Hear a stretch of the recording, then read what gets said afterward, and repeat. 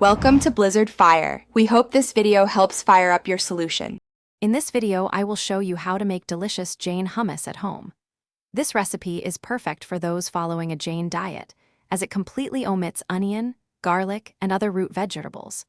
We will focus on creating a creamy, flavorful dip using simple, wholesome ingredients like chickpeas, tahini, and fresh lemon juice.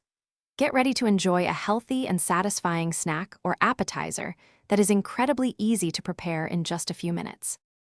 To begin, you'll need about 1.5 cups of boiled chickpeas, which are the base of our hummus.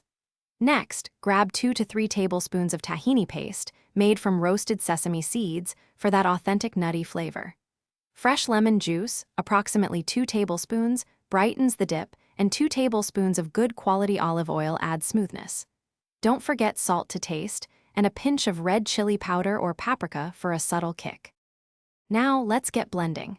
Add your boiled chickpeas, tahini paste, fresh lemon juice, and olive oil to a food processor. Season with salt and a pinch of red chili powder or paprika. Blend for about 2 to 3 minutes.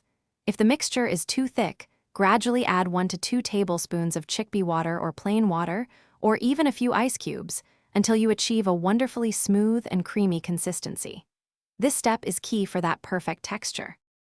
Once your Jain hummus is perfectly smooth, spoon it into a serving bowl.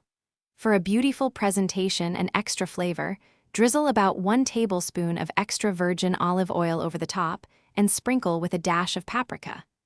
It's delicious served with warm pita bread, crisp vegetable sticks like cucumber or carrots, or even alongside homemade falafel. Store any leftovers in an airtight container in the refrigerator for up to 4 days to maintain its freshness.